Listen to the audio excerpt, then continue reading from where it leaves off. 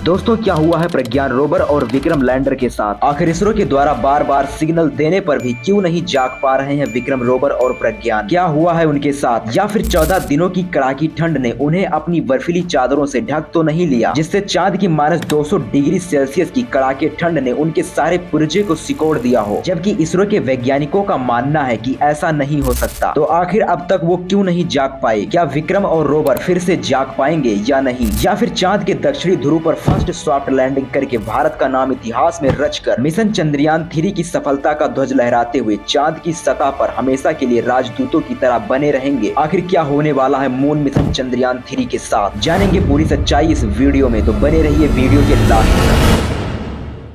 दोस्तों 14 जुलाई 2023 को सुबह के 9:05 पर लॉन्च किया गया मून मिशन चंद्रयान 3 को, जो कि पूरे 40 दिनों के बाद 23 अगस्त 2023 को शाम 6:04 पर चांद की दक्षिणी ध्रुव पर सॉफ्ट लैंडिंग करता है, जिसके बाद प्रज्ञान और रोवर अपने 14 दिन के मिशन को सफलतापूर्वक पूरा करते हैं। अब यहाँ पर दिन बीत जाते हैं और रात होना स्टार्ट हो जाती है। यहाँ पर पृथ्वी की तरह एक दिन में ही रात नहीं होती, बल्कि यहाँ पर पूरे 14 दिनों की एक लंबी रात होती है और 14 दिनों का एक लंबा दिन होता है, जिसमें रात के समय चांद की सतह का टेम्परेचर -300 डिग्री सेल्सियस से ज्यादा नीचे चला जाता है, जिससे कि इतने कड़ाके की ठंड पड़ती है कि कोई भी चीज सिकुड़ कर टूट जाए। अब यहीं से शुरू होता है चंद्रयान 3 के विक्रम लैंडर और प्रज्ञान रोवर का टर्निंग पॉइंट, जो कि चांद के 14 दिनों के -200 डिग्री सेल्सियस के ठंड को झेलते हुए अब वहां पर सुबह हो चुकी है। अब सूर्य की रोशनी उनके पैनल्स पर भी पड़ चुकी है। आज चांद पर सुबह हुए 8 दिन से ज्यादा हो चुके हैं और रात होने को आया है, लेकिन अब भी प्रज्ञान और रोवर ने कोई सिग्नल नहीं दिया है, जिस पर इसरो के अंतरिक्ष एजेंसी के अध्यक्ष एस सोमनाथ ने कहा कि अगर लैंडर विक्रम और रोवर प्रज्ञान फिर से नहीं जागते हैं तो इसमें कोई समस्या नहीं है, क्योंकि चंद्रयान 3 का मून मिशन रिसर्च सिर्फ 14 दिनों तक ही था, जो कि सफलता पूर्वक पूरा हो चुका है। और हमारे लिए ये बहुत गर्व की बात है कि भारत का मून मिशन चंद्रयान 3 चांद की दक्षिणी ध्रुव पर सॉफ्ट लैंडिंग करके और वहां पर 14 दिनों तक सफलता पूर्वक रिसर्च करके दुनिया का पहला देश बन चुका है। और उन्होंने ये भी बताया कि हमारे वैज्ञानिकों की तरफ से अभी भी प्रज्ञान रोवर और विक्रम लैंडर तक सिग्नल भेजने और उन्हें जगाने की कोशिश जारी है। अगर ऐसा हो जाएगा तो ये हमारे लिए बोनस साबित होगा, क्योंकि अगर उनके इलेक्ट्रॉनिक सर्किट्स क्षतिग्रस्त नहीं हुए होंगे तो वो फिर से जाग सकते हैं। हालांकि वो अगर जागने में असफल रहे तो इससे भी कोई फर्क नहीं पड़ेगा, क्योंकि रोवर और प्रज्ञान से जितनी अपेक्षा लगाई गई थी वो ऑलरेडी पूरे हो चुके हैं। दोस्तों अब सवाल यहाँ पर ये उठता है कि जब इसरो के वैज्ञानिकों को ये पता था कि विक्रम और लैंडर सिर्फ चांद की सतह पर 14 दिन तक ही काम करेंगे, तो वैज्ञानिकों ने फिर से विक्रम और लैंडर के जागने की उम्मीद क्यों लगा रखी है? दोस्तों इस सवाल का जवाब बड़ा ही इंटरेस्टिंग है। 23 नवंबर साल 2022 को लॉन्च हुआ चाइना का मून मिशन चेंगुई 5, जो कि चांद की सतह पर 1 दिसंबर 2020 को पूरे 8 दिन में ही चांद की सतह पर सॉफ्ट लैंडिंग करता है और वहां पर अपना 14 दिनों का मून मिशन रिसर्च शुरू करता है। इसके बाद वहां पर रात होना शुरू हो जाती है और ठंड बढ़ जाती है। लेकिन आश्चर्य की बात तो यह है कि 14 दिनों की काली रात के -200 डिग्री सेल्सियस के कड़ाके ठंड को झेलते हुए ये फिर से जाग जाता है और ये फिर से वहां पर अपने रिसर्च को शुरू करता है। इस तरह से उसने वहां पर 2 मून दिवस तक काम किया, जिसमें 28 डे दिन और 28 डे रात थी। इसलिए इसरो के वैज्ञानिकों भी यही उम्मीद लगा रहे हैं कि विक्रम लैंडर और प्रज्ञान रोवर एक बार फिर से जाग सकते हैं। लेकिन दोस्तों यहाँ पर आपको एक बात और बता देना चाहता हूँ कि चाइना का मून मिशन चेंगुई 5 जिस जगह पर लैंड किया था वहां पर इतना ठंड नहीं होता है, वहां का टेम्परेचर नॉर्मल ही रहता है, इसलिए वो वहां पर ऐसा करने में कामयाब रहा। लेकिन भारत ने जिस जगह पर चंद्रयान 3 को लैंड करवाया है वहां का टेम्परेचर काफी कम रहता है और बहुत अधिक ठंडी होती है। लेकिन आश्चर्य की बात तो यह है कि भारत ने चंद्रयान 3 को जिस दक्षिणी ध्रुव पर सॉफ्ट लैंडिंग करवाया है आज तक कोई भी देश ऐसा नहीं कर पाया है। हम भारतीयों के लिए अपने आप में ही ये एक गर्व की बात है। आप अपने महान भारतीय वैज्ञानिकों के लिए एक लाइक तो कर ही सकते हैं, जो हमारे देश को आगे ले जाने में बिल्कुल भी पीछे नहीं हटते और साथ ही कम बजट में इन वैज्ञानिकों ने इतने बड़े मिशन को अंजाम भी दिया है। दोस्तों इसरो जैसे महान वैज्ञानिकों के लिए हमें दिल से गर्व होना चाहिए। दोस्तों अभी तक जो कुछ भी जानकारी इसरो के द्वारा आई थी वो मैंने आप तक शेयर किए हैं और आगे क्या होने वाला है अभी तक इसके बारे में इसरो तक से कोई जानकारी नहीं आई है। चंद्रयान 3 को लेकर अगर इसरो की तरफ से कोई भी नई अपडेट आएगी तो सबसे पहले आपको ये वीडियो इसी चैनल पर मिल जाएगी, तो उसके लिए चैनल को सब्सक्राइब जरूर कर लें। अगर वीडियो पसंद आई हो तो एक लाइक जरूर कर देना और चैनल को सब्सक्राइब करके हमें सपोर्ट जरूर करें। जल्द ही मिलेंगे इसरो की एक नई अपडेट के साथ, तब तक के लिए खुश रहिए, मस्त रहिए। जय हिंद, जय इसरो।